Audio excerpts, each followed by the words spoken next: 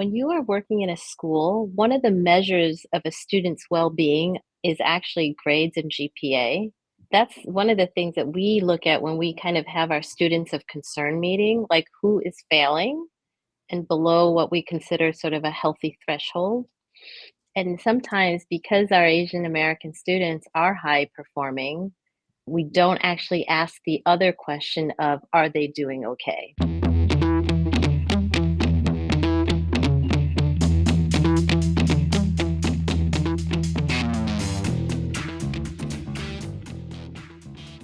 Hi, folks.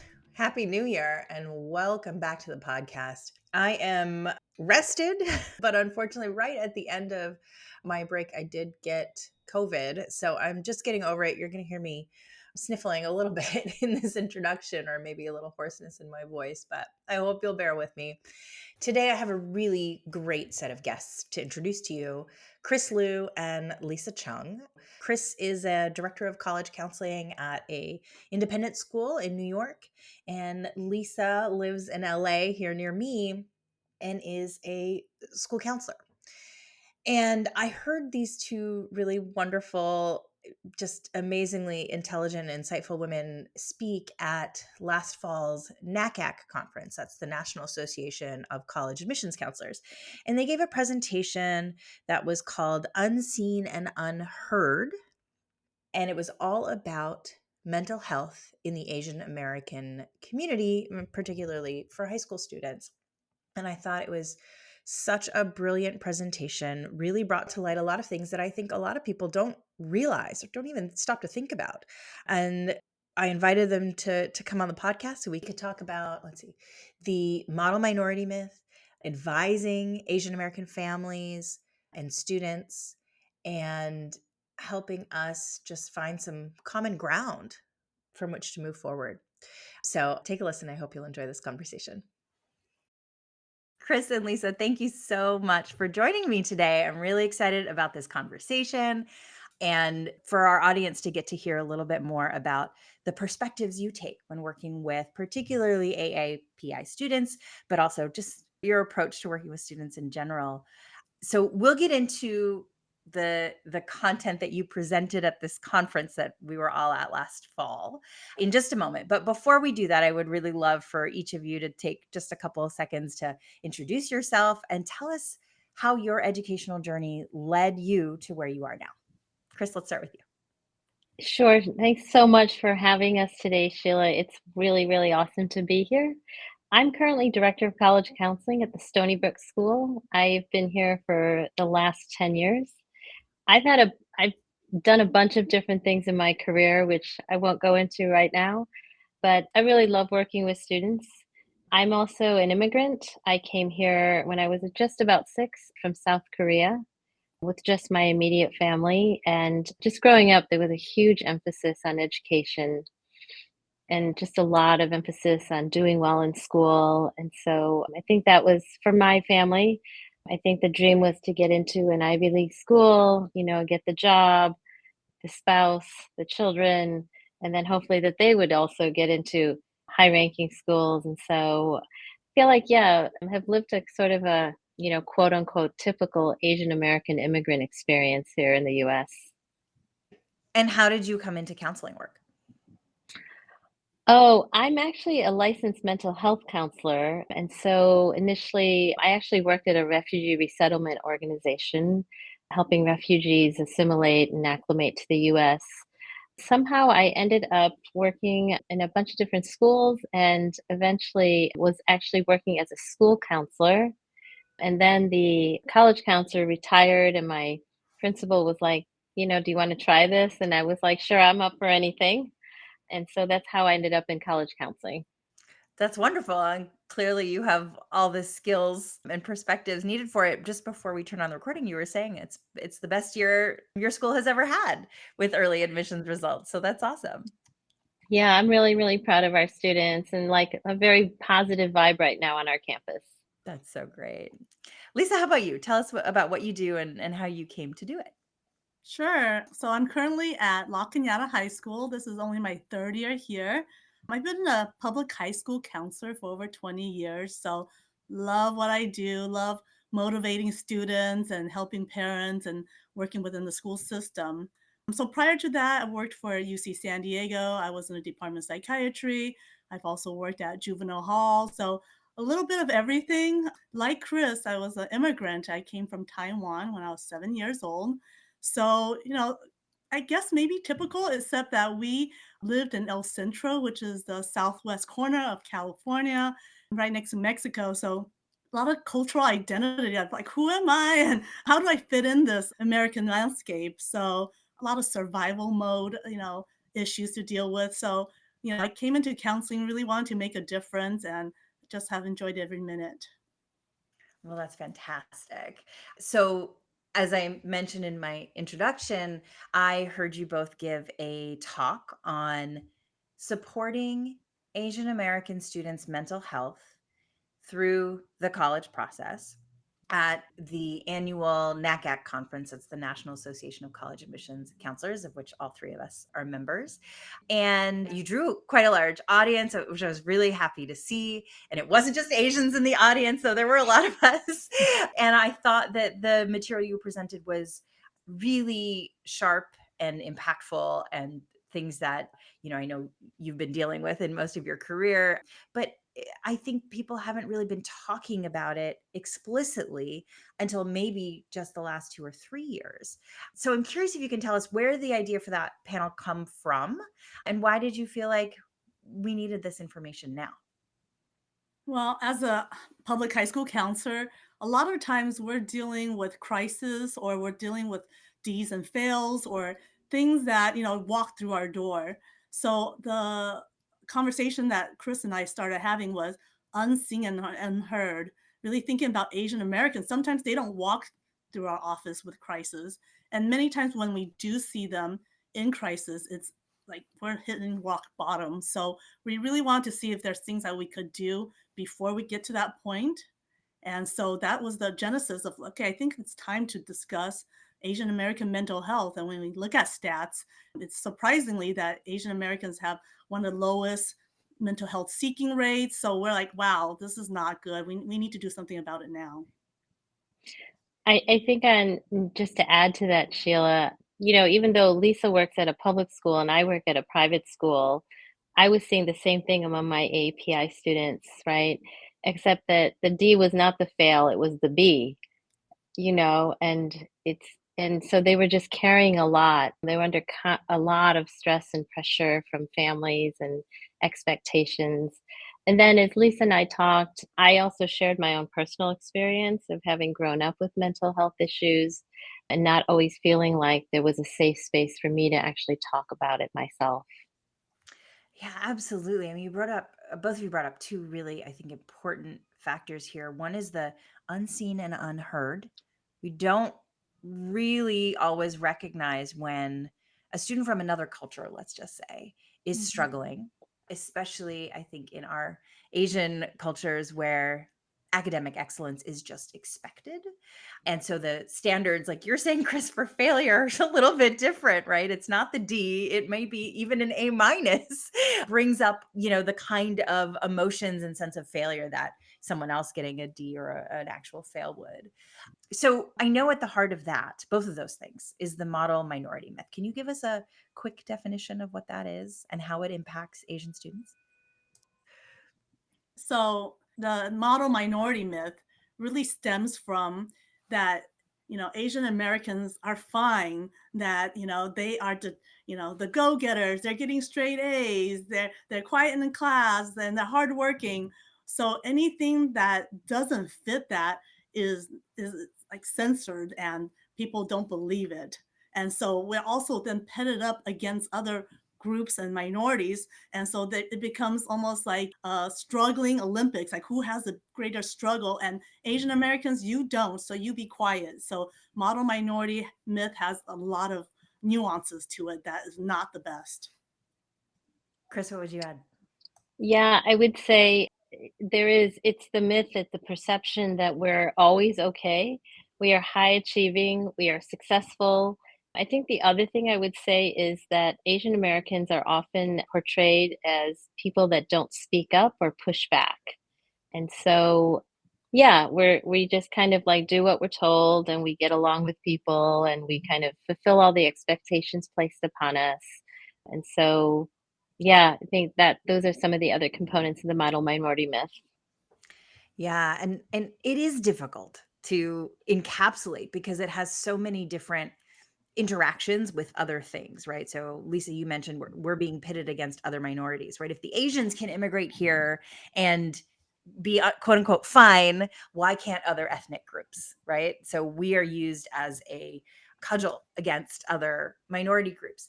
And then there's the suffering Olympics that you mentioned as Right. well. Like, oh yeah, everybody's getting A's. And as an aggregate, Asian immigrants are the wealthiest immigrant group in the United States. So Asians are fine, right? But of course, as we start to dig underneath this, we can see why this is such a hurtful stereotype and harmful stereotype because Asians aren't a monolith.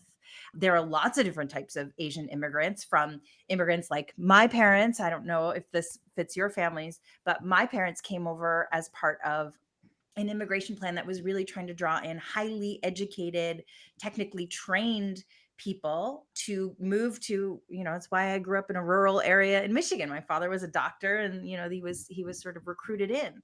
And so because my father came over as part of that kind of group, of course education was a big part of their culture because it was part of their culture, in their home culture. But there are lots of immigrants who come over as refugees of wars and conflicts, people who are seeking asylum, people who, maybe a family member brought them over, and they themselves don't have a lot of education. And so they are really starting from a different place when they get to the United States, right? So it's very unfair to paint everybody with a single brush. How do you see that play out in the work that you all do? I just wanted to say this, Sheila, and I think that it is really important for us not to assume that all the students we work with don't need financial aid, right? Because they're from well-off families, or they're all sort of, headed toward the same goal, that they're all A+ students. One of the things I did want to bring up, when you are working in a school, one of the measures of a student's well-being is actually grades and GPA. That's one of the things that we look at when we kind of have our students of concern meeting, like who is failing and below what we consider sort of a healthy threshold. And sometimes because our Asian American students are high performing, we don't actually ask the other question of, are they doing okay? And so I think for schools, they have to kind of figure out other measures, right, of student well-being besides the bad GPA, because sometimes Asian students will not fall into that category and they're not okay, which goes back to our the title of our presentation of unseen and unheard.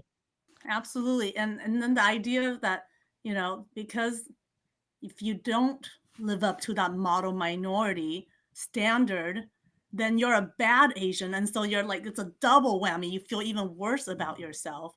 And Sheila, you alluded to the poverty rates and about the just discrepancy of different Asian American groups. And so it is vastly different. So while one, minority Asian American group could be doing really well overall, there are definitely groups that, have lower incomes and so forth. So taking the time to get to know each individual student, like Chris said, is pretty important. That's, yeah, great to add. And I think, sorry, there was a question forming and now it's gone a little bit, but it'll come back. What I'm thinking about now is why those students might not be okay, even if their grades are fine or great, right? They may be the highest achieving student in terms of grades. I think, I mean, Asian American students are just like any other student, right? Teenagers go through things. There's a lot of new social dynamics and things like that happening in adolescence that they're, of course, struggling with. They live in the same world as everybody else. We're all struggling under, whatever is happening in our particular corners of the world or communities that we care about. But Asian students also have to contend, especially if they come from an immigrant origin family. They may also be contending with the sort of after effects and the generational trauma that comes with immigrating. Can you speak about that a little bit? Yeah, I'd be happy to talk about that. We see generational trauma on two scales. One is the macro scale, and it's exactly what you just mentioned, Sheila. You know, they can come from systemic and historical oppression. They may come from a country that has had years of, decades of colonization. They may be victims of war and poverty. And so, for students who have come from this kind of macro trauma, we really need to be understanding of the context, right, and the families from which they came. But I would say the other kind of generational trauma is on a micro scale. And this is kind of how cultural and parental expectations and beliefs are experienced in their day to day life. And so, whether it's a student who just comes from a family where, I love you, I'm proud of you, are not phrases that, they're hearing ever. And so it really gets tied into sort of this idea of I am lovable, right? I am worthy because of what I achieve, not because of who I am. And so we could probably talk about this for a couple hours, Sheila, which we don't have time for. But there's a great difference between guilt, right? I feel badly because of something I've done, and shame, which is I feel badly of myself because of who I am. And so I think for our students who have come from backgrounds where there's shame based cultures, a lot of this sort of micro generational trauma is really part of their story, but they find it really hard to talk about. Right. So, like you said, we could talk about this for hours, but for sure. But we're going to try to keep it to the size of a podcast episode here. But one of the things I'm also thinking about is why they're not talking about it, why they're not coming into your office. There are cultural stigmas against Absolutely. sharing these kinds of struggles, admitting that maybe within the family something is happening that is negative, right? I know when I was raised, my parents were like, you keep family secrets in the family, right? Because there was a lot of, to your point, shame about what will other people think, what will other people say. We have to be better than everybody else in order to be treated normal. And of course, Mhm. even if we weren't treated normal, quote unquote, because there was this idea, again, Chris, like you were saying, we had to earn respect. We had to earn a sense of human dignity, not that we were just automatically afforded it because we were human. So let's talk a little bit about these sort of cultural stigmas and how that can, well, we've already talked about this as a double whammy. Maybe it's a triple whammy now, that if they come forth asking for some help or admitting, hey, this is not, I'm not feeling good, then there may be even more pressure and shame heaped upon them.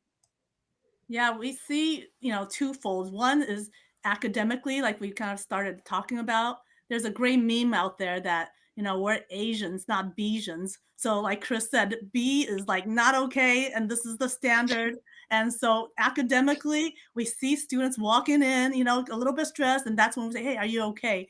The other side of the spectrum is we have students with serious mental health issues, and they're walking in saying, I need help, and now we have to convince the parents. We have to convince and get the wraparound support that the student needs. So I feel like there's twofold in the spectrum of different services and kind of awareness of what their needs are for our students. Yeah, I think the other thing is, Shelley, it's just, I would say overall, there's still a stigma attached to mental health struggles. And I would say it's pretty acute in the AAPI community, but just in general, right? It's just like not the thing that people talk about in general. But I do think that in the AAPI community, it is very acute. There's all sorts of stigma and shame attached to it. And so I can just share with you my own experience growing up with, mental health issues. I don't know that my parents, they kind of had a frame of reference. I don't know that they had sort of the tools to really talk to me about it. But I can tell you that they 100% loved and supported me because they paid for my counseling, right? But they would never talk to me about it. And I feel like that is to me, sort of my parents' way of saying, this is uncomfortable for us, but we love you, you know? So I do hope to someday see our students and our families say, hey, like, this is part of your story, and this is good for us to be able to talk about this part of your journey. Mhm. Mhm. Well, since we're talking a little bit about parents, how do you approach parents who may or may not be aware that their child is struggling with something? I think, Chris and I talk about this quite a bit, and we wish we had that magic wand. But getting to the same side as the parents is tremendously important, saying, hey, we all want what's best for Johnny, right? And from there, that's where you can plant the seed of, okay, so, we may all struggle sometimes. And here in America, it's okay. You can get support without, having a diagnosis or a disorder. Let's just talk, let's normalize it first a little bit and just get you to talk to somebody else. And I think that's how I kind of start helping my students on their mental health journeys, getting that little bit of buy-in from parents that this is normal, this is okay. Everybody needs support sometimes. Yeah, I would totally echo that. I think the first thing I try to do is to get all of us on the same page that we want what is best for the student. Hmm. Once we can get agreement, right, with that as the objective, I think very often we are able to kind of start the conversation about what is going on with the student and what are the next steps that are going to be in the best interest of the student. And very often I will defer to our school counselor, to really have those conversations. I also want to say, I think just on a practical level, it's really, really great when you can get an interpreter involved if the family does not speak English as their first language. I think it just brings a measure of comfort to them to be able to hear about this, right, in a language that feels very, very comfortable for the family. Yeah, that's a really good point. I feel like when we have had to deal with similar situations, I think being a bridge is really important. And so, yeah, having a translator, having just a family friend who may be more sympathetic Mhm. to the idea of getting mental health support, someone who can help a family normalize that idea is so vitally important. And I think, as both of you have immediately done, we don't start from a premise of the parent is the bad guy. Hmm. They may have a lot to do with why the student is feeling the way they're feeling, but I think we need to recruit them onto the student side. I mean, they are on the student side, but we need to really assure them, like, we're not blaming you, Right. and we're all here to help this go better for everybody. I think those are so important. I was talking to a parent earlier today, actually, who was like, I didn't need any of this help when I was going through these things. I just believed in myself. Why can't my student believe in their self? And I think one of the most important things to be able to do for a parent is to hold space for those thoughts, not in front of their kid, Hmm. but let them say those things and help them realize the world is so vastly different than it was 20, 30 years ago when they were going through this process or when they were a teenager, and just help them come to terms with that, right? That their child is going through something different than they did, that their child is not them, and that we've made progress, right? They, as a parent, may have had to struggle through this thing on their own. They of course want something better for their child. They don't want them to struggle through it on Right. their own. And so we can kind of make this sort of argument that here is your chance to make things better for your child, and you had it, which of course we know you want. That's right. Yeah. Well, I know we have a list of topics we could go on and on about, but I think I'll end with, what are some of your favorite resources, either for students or parents, to start kind of exploring these ideas and beginning to have conversations about that? One resource that La Cañada High School uses is Challenge Success. They're a nonprofit out of the Stanford Graduate School of Education. So they have a bunch of free resources online, and it goes from just a healthier approach to college admission to what can you do with your students to help them with that, and young students. So one of my favorite things is they have this thing called PDF. PDF is important, and that's playtime and downtime and free time. So amazing, right? There's research that shows that PDF is important. So I use that as a platform to help my students. Hey guys, make sure you have that. And same thing for parents, right? I remember growing up, my dad said, your free time is supposed to be spent reading dictionaries, Lisa. And so, no, no, okay, now we have Stanford to help us out and say, no, Dad, you know what? Sometimes I need some playtime that's not reading a dictionary. So I love Challenge Success and a lot of the free resources they have available. I just want to give a plug for two books. One is called Permission to Come Home, and it's about mental health in Asian Americans, and that is by Jenny Wang. I think that that's excellent. The other book, which I've read more recently, is called But What Will People Say? And I'm sorry if I mispronounce her name. It's by Sahaj Kar Kohli, but the subtitle is Navigating Mental Health, Identity, Love, and Family Between Cultures. I think that's a really good resource as well. Absolutely. I haven't read Permission to Come Home, but I did recently read But What Will People Say? And I literally have 5 copies of it on the other side of my desk because I'm giving it to all my friends. So good. It's so fantastic. The other one that I would also highlight, a group in California, but they have obviously an international social media presence that I think is really great. It's called the Yellow Chair Collective, and they focus on mental health for Asian Americans. And they are a group of therapists who specialize in that sort of demographic, but of course they're always sharing really great resources and things like that online. I have one Well, more. go Is ahead, that please. okay? Yes.